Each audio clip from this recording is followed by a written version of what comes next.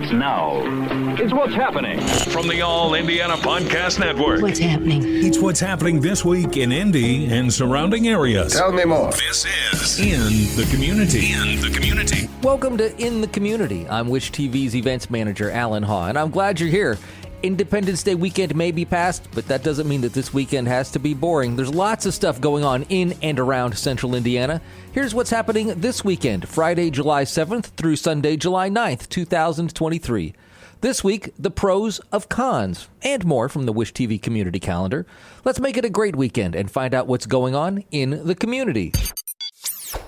This message is sponsored by Greenlight. With school out, summer is the perfect time to teach our kids real-world money skills they'll use forever. Greenlight is a debit card and the #1 family finance and safety app used by millions of families, helping kids learn how to save, invest, and spend wisely. Parents can send their kids money and track their spending and saving, while kids build money confidence and skills in fun ways. Start your risk-free Greenlight trial today at greenlight.com/Wondery. That's greenlight.com/Wondery. Why choose a Sleep Number smart bed? Can I make my site softer? Can I make my site firmer? Can we sleep cooler? Sleep Number does that. Cools up to 8 times faster and lets you choose your ideal comfort on either side. Your Sleep Number setting. It's the Sleep Number biggest sale of the year. All beds on sale, up to 50% off the limited edition smart bed. Limited time.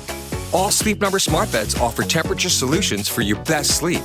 Check it out at a Sleep Number store or sleepnumber.com today. So we'll start with our featured event of the week. And if you've never been to something like this, we should probably start off with what a convention is, or a con if you are a regular goer. There's InConJunction happening this weekend, Friday, Saturday, and Sunday at the Wyndham on the west side. With me, I have a couple of my coworkers who are involved in this particular event. So it's not just people who I happen to know who know about this. They're actually involved in this. We have Mike Selby. Yep. Joy Hello. Hernandez. Oh, hi. And Mike, why don't you tell us a little bit about what it is that your involvement is in InConJunction? So this is like the 42nd one. This one's been around for a long time. And actually, I had attended this one way back when in 1988 as a kid. And honestly, for a long time, that was the highlight of my summers. Every July, I would look forward to going to InConJunction. It's a sci-fi fantasy convention, so it's for people who really love sci-fi or fantasy, who want to, come in and just hang out and have a really wonderful time. But yeah, conventions are essentially they're considered basically as collections of people who are wanting to celebrate a certain fandom. And so even if you're not really big into sci-fi or fantasy, there's still going to be plenty of stuff there for you to enjoy at. For instance, this particular convention is how I got into anime. They used to have viewing rooms back then in terms of it would show you various things, and they had a viewing room that had anime in it, and that's how I got into anime way back when. So yeah, it's going to be an event that you would go to. This one happens to be at a hotel, and rather than the convention center. Some of the really large ones are at the convention center.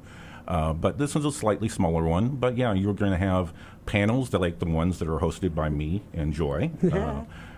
Joy's got some wonderful stuff where she's talking about her art. I'm talking about video games at some of the ones I'm doing because I'm a huge video game nerd. There's always going to be a dealer's room where you get to spend your money, and in the Joy's case, spend money on her art. Well, yeah. There's lots of fun kind of geeky things that you can do at these cons. And you don't have to think of yourself as a geek, just into the fandom type of stuff. And like you said, you don't even have to really be into the fandom type thing to be involved. I mean, Joy, you're another of my friends on the geekier side, but you don't have to be, because you've been to this sort of thing as well. Yeah. I kind of, as a collective name for it all, I call them nerd cons. And I don't say that in like the nerds, but I'm a nerd. I'm wearing a Space Ghost T-shirt, so But I've been to, like, talking about anime conventions when I was in college. An anime or animation student in college, we would go to Anime Central in Chicago, and so it was largely anime. It's ASEN, so was what we called it. It was largely anime centric, but there was, again, and you see all kinds of stuff. It's like Gen Con, you're going there for the board games, but you stick around for the stormtroopers walking around. And there's going to be plenty of cosplay going on at this one. There's going to be tons. Oh, yeah. You don't have to necessarily come in costume if you're going. You can just dress up as a regular person. But if you want to dress up as your favorite character, by all means do so. And, there's going to be plenty of people who are. If one of the etiquette things that come with going to cons is always make sure to ask before taking someone's picture for, their costume. Just say, hey, I really like, what you're dressed up as. You mind if I take a photo? And that's just gives them a chance to kind of pose in and as that character. It's but yeah, you'll see a lot of that at these conventions. One thing that I really enjoyed is just the friendliness, like the vibe of friendliness. Like I remember some of my buddies and I were talking about it was like a web cartoon, and we couldn't remember the name of a certain character, and we were standing in line for something. We just turned to some people behind us, complete strangers, like, hey, what's the name of da-da-da? And they gave us the answer right away. I mean, it was just completely, everybody's on the same level, and I love that about it. Now, before we scare everybody else off, those of us who are, think of ourselves as nerds and geeks and stuff, but there's a lot of people listening who don't. So these are a lot of you may have, gone through downtown and seen the people dressed up and gone, what is this all about? If you were a person who's thinking, what is this all about, rather than, would these people get out of the way, this might be something that you want to check out. And a con like this, which is not on the scale of, say, like a Gen Con at the convention center. This is a little bit more intimate, where you can get to know people a little bit better. This is a really good place to start. Yeah, you can actually get to know the guests and get them really, interact with them much more so than you would say at a bigger con, where you're dealing with lots of celebrities. So, you'll have much more, access to kind of talk and converse with Joy about her artwork. Yeah, and speaking of artwork, Joy, the reason I have you on here is not just because you're one of us. Nerd. But also because you're the featured artist of InConJunction. Yeah, I'm the title's the artist guest of honor.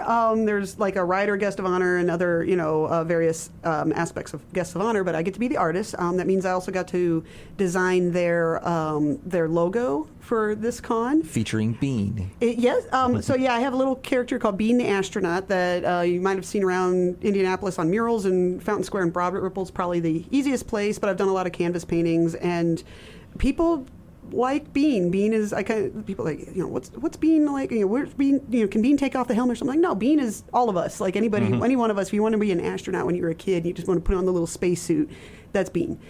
Bean is named after Alan Bean, who was the only artist to have walked on the moon on the Apollo 12 mission. And while being the character, my character existed without a name, just the astronaut, for a couple years, when on the 50th anniversary of the Apollo 11 moon landing, there was a re-airing of HBO's From the Earth to the Moon, which is a great series. And it kind of ties into the Apollo 13 movie, much the way that the Band of Brothers ties into Saving Private Ryan, and all 4 of them are produced by Tom Hanks, or have Tom Hanks involved in them.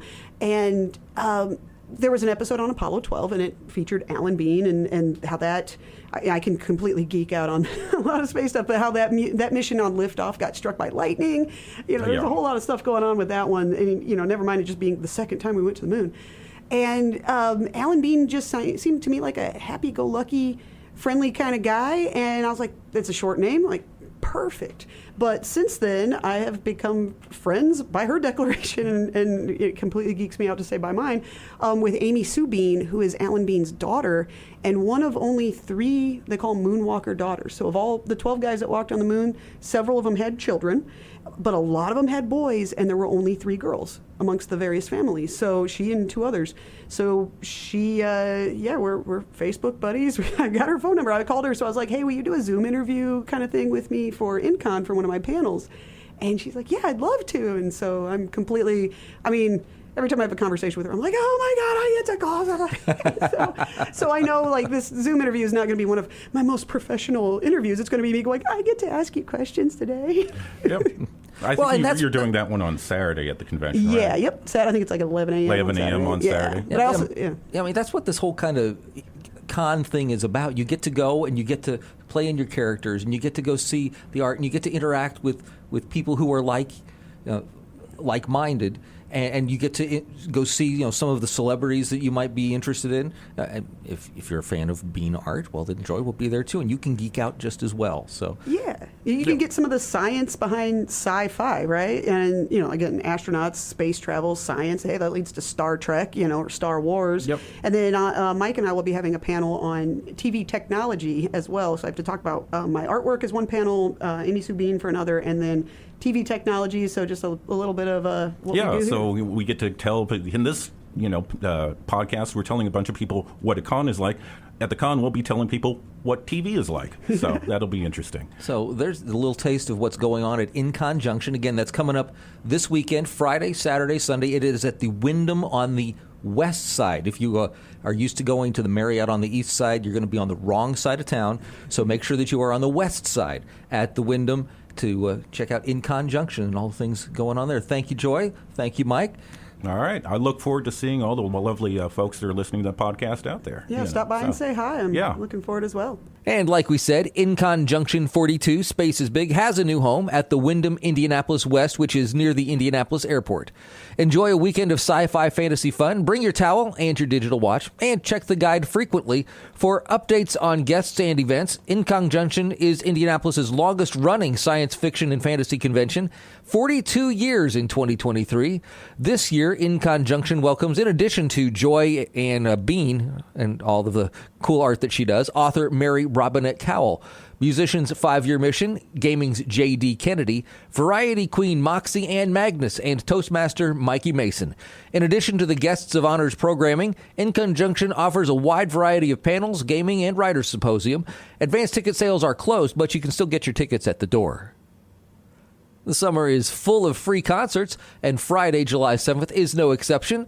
There are free concerts in Muncie, at Daniel's Vineyard in McCordsville, and in Whitestown, just to name a few. And this Friday, you can spread out and relax on the Propylaeum's expansive lawn while enjoying music from Indianapolis-based artist Bashiri Asad. He'll be performing on the best porch in town. Doors open at 6, music starts at 7, and Tulip Tree Creamery and Sip and Share Wines are offering wine and cheese pairing boxes to enjoy during the Porch concert series again this summer.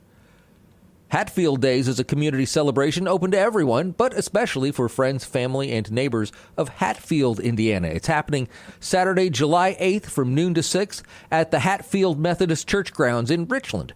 Bring your lawn chairs so you can listen to the live music as you enjoy the offerings from the food vendors. You can also peruse the wares of craft vendors, bid on the silent auction items, or take a chance in the dessert cakewalk.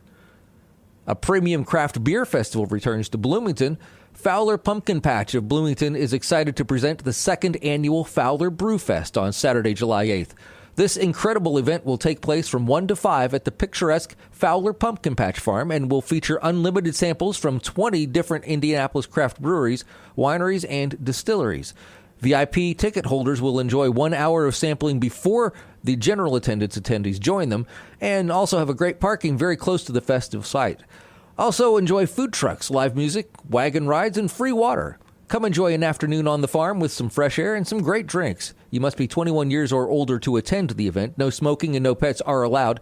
Attendees must show a valid ID at the gate. All ticket sales are final, no exceptions. This is a rain or shine event, so what are you waiting for? Get your tickets today.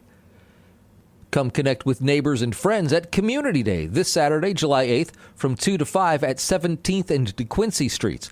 Living Word Baptist Church, Christian Community Missionary Baptist Church, and New Revelation Church are joining together for family fun, free food, games, and community resources.